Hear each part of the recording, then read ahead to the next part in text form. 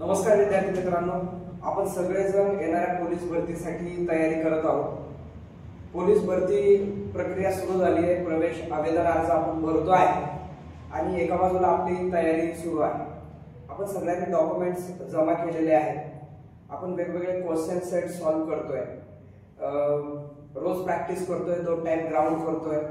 पण आपल्या प्रामुख्याने एक गोष्ट विचारात घेण्यासारखी आहे की हे सगळं करताना आपण आपलं ऑब्झर्वेशन करतोय का किंवा आपण आपलं आत्मपरीक्षण करतोय का? कारण अनेक मुलं फार सुंदर तयारी करतात, वर्षानुवर्ष तयारी करत असतात, वर्ष मेहनत घेत असतात। पण होतं काय की ज्यावेळेस आपण पेपर सोडवतो त्यावेळेसला आपल्याला अपेक्षित मार्क पडत नाही। मग हे अपेक्षित मार्क्स का पडत नाही आणि जर आपण तो पेपर पुन्हा पाहिला तर लक्षात येते की अरे माझे 8-10 प्रश्न उगाच चुकले। तर हे सगळं तुमची तयारी असताना सुद्धा तुम्हाला तो स्कोर कव्हर करता येत नाही किंवा तेवढे मार्क्स मिळवता येत नाही।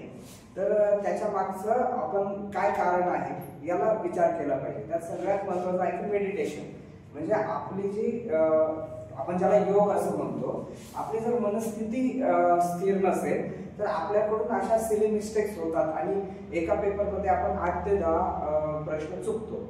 आता मागच्या शनिवारी आपली जी टेस्ट झालेली होती त्या टेस्टमध्ये मुलांचा हायेस्ट 98 मार्कांचा होता। आपल्या आकाशला 98 मार्क्स मिळाले होते आणि अगदी 90+ 6 ते 7 लोक स्कोर केला होता। तर आता उत्तम मार्क होते आणि यावेळेच्या टेस्टमध्ये हायेस्ट जो आला आकाशचा झाला पण तो 85 आला आणि त्याच्यानंतर बाकीच्यांचा खालोखाल आला। तर मी त्यांना एक टास्क दिला की बाबा तुम्ही काय करा की जे 15 प्रश्न समजा आकाशचे चुकलेले तर त्याने काय करायचं की कोणते प्रश्न माझे सिली मिस्टेक्स मुळे चुकलेले असं त्याने सर्वे केल्यावर त्याच्या लक्षात आलं की जवळजवळ 12 प्रश्न त्याने सिली मिस्टेकली चुकलेला आहे। तर ज्यावेळेस मी पहिल्यांदा विचारलं की बाबा हे कसं काय, म्हणजे बाकीच्या मुलांची सुद्धा तीच परिस्थिती आहे, तर हे कसं झालं किंवा इतके मार्क्स कमी का आले, तर त्याचं म्हणणं होतं की मला हा पेपर थोडा अवघड होता मागच्या परीक्षेपेक्षा। मग त्याने ज्यावेळेस सर्वे केला त्यावेळेस त्यांच्या लक्षात आलं की 12 मार्क्स अधिक आहे। सारंगनी किंवा आपल्या सुमितने सुद्धा मला त्यांचे मार्क्स कळवले, तर प्रत्येकाला 8 ते 10 मार्क्स वाढत आहेत असं त्यांच्या लक्षात आलं की जे मार्क्स मिळवण्याची त्यांची क्षमता होती। म्हणजे जर 83चा स्कोर आहे आणि त्याला जर 8 मार्क्स वाढत असेल तर तो स्कोर 91चा होतोय। ज्याचा स्कोर 95 आहे त्याला 12 मार्क्स वाढत आहेत, जो स्कोर 97चा होतोय।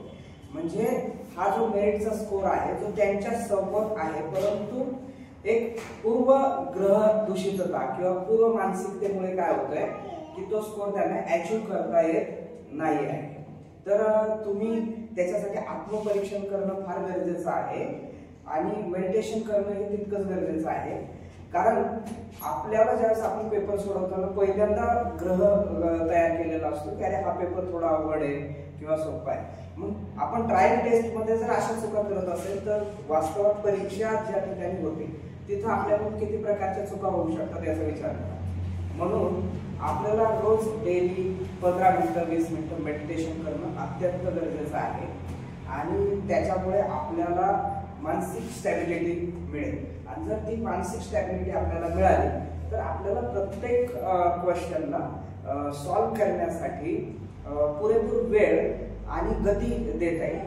कारण बऱ्याच वेळा आपण प्रश्नपत्रिका असेल किंवा आपली मैदानावर सुद्धा कुठली कृती करण्याच्या अगोदर किंवा प्रश्न समजून घेण्याच्या अगोदर हायपर झालेला असतो, ज्यामुळे बुद्धीची प्रश्न समजण्याची धारणा संपते। जर तुम्हाला मेडिटेशन संबंधात अधिक माहिती हवी असेल तर मी नक्की पुढच्या व्हिडिओमध्ये तुम्हाला त्याची माहिती देईन। म्हणून माझं असं व्यक्तिगत मत आहे की प्रत्येक तयारी करणाऱ्या विद्यार्थ्यांनी काही वेळ का होईना मेडिटेशनसाठी दिला पाहिजे आणि सकाळच्या वेळेमध्ये मेडिटेशन केलं पाहिजे।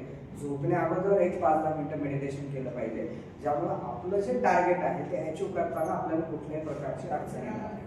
ठीक आहे, म्हणजे तयारी तर आपली असतेच, परंतु ते जे गोल आहे ते अचीव करताना मात्र त्यावेळेसला तिथे जे मिस्टेक होतात त्या मिस्टेक्स होणार नाही। त्याच्याबरोबर एक्झाम प्रिपरेशन करताना जे तयारी आहे तर त्याचे सगळेजण आपण विचार करतोच, पण त्याचे जे संभाव्य घटक आहेत आणि त्याचे जे वेटेज आहे हे सगळं आपण व्यवस्थित विचारात घेऊन आपण तयारी केली पाहिजे. बऱ्याच वेळा काय होतं की आपण रिपीटेडली एखाद्या विषयाला सातत्याने घोकत राहतो, त्याच्यामुळे मेंटली हॅरेश होऊन आपल्याला तो विषय समजत नाही.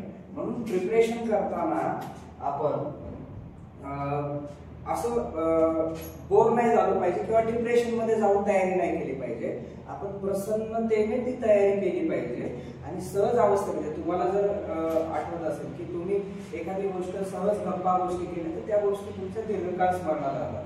परंतु स्ट्रेसफुल अवस्थेमध्ये जर तुम्ही अशी कुठली कृती केली तर ती लवकर तुम्ही विसरून जाता, है ना. ज्याच्यामध्ये आपल्याला आवड असते किंवा ज्याच्यामध्ये आपण सहज असतो अशी अगदी मालिका, पिक्चर्स किंवा एखादा संवाद सुद्धा आपण दीर्घ काळापर्यंत लक्षात ठेवतो. परंतु ज्याच्यासाठी आपण वेळ देतो तो अभ्यास मात्र आपण सकाळी केला की संध्याकाळी पर्यंत विसरून जातो, दुसऱ्या दिवशी त्यातलं काही आठवत नाही. म्हणून तुम्हाला प्रिपरेशन करताना तो अभ्यास एन्जॉय करता आला पाहिजे, आनंदाने त्याचा अनुभव घेता आला पाहिजे आणि समजण्यावर तुम्ही भर द्या. त्यानंतर सॉल्व क्वेश्चन पेपर जे आपण करतो त्याच्यामध्ये ज्या चुका होत आहेत ना, तर तो प्रत्येक प्रश्न जो चुकलेला प्रश्न आहे किंवा जो अंदाजे बरोबर आलेला प्रश्न आहे तो प्रत्येक प्रश्न आपण शॉर्ट करण्यासाठी किंवा त्याचं एक्सप्लेनेशन आपण घेतलं पाहिजे. आपल्याकडे सगळ्या प्रकारचे माध्यम उपलब्ध आहेत, अभ्यासासाठी वेगवेगळे साहित्य आहे, पण आपण काय करतो क्वेश्चन पेपर सोडवल्याच्या नंतर जे प्रश्न चुकतात किंवा ज्या प्रश्नाचं आपल्याला उत्तर माहित नाही परंतु ते अंदाजे बरोबर आलेले आहेत त्याचं एक्सप्लेनेशन घेण्याचा आपण प्रयत्न करत नाही. म्हणजे आपण अगदी कुठल्याही माध्यमातून जो प्रश्न चुकलाय त्याच्या रिलेटेड इन्फॉर्मेशन कलेक्ट करणं आणि ती माहिती जर आपण त्यावेळेसला मिळवली आपल्या जिज्ञासेतून तर तो अभ्यास आपला दीर्घकाळासाठी टिकून राहतो. ते आपल्याकडे अशी अनेक मुलं आहेत की जी फक्त क्वेश्चन सेट सॉल्व्ह केल्याच्या नंतर किंवा पेपर सॉल्व्ह केल्याच्या नंतर जे क्वेश्चन त्याचे चुकतात त्याच्या आधारेच ते अभ्यास करतात आणि स्कोर अपग्रेड होतो.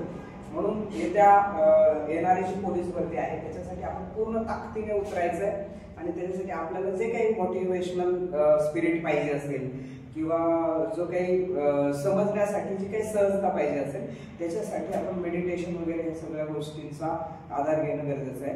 तुम्ही असं म्हणत असाल की आम्ही आतापर्यंत मेडिटेशन केलं नाही आता इथून पुढं कसं काय होणार, अगदी कमी वेळामध्ये आपण ते मेडिटेशन वगैरे आपण करू शकतो. फक्त त्याच्यासाठी आपली प्रामाणिक इच्छा असणं फार गरजेचं आहे.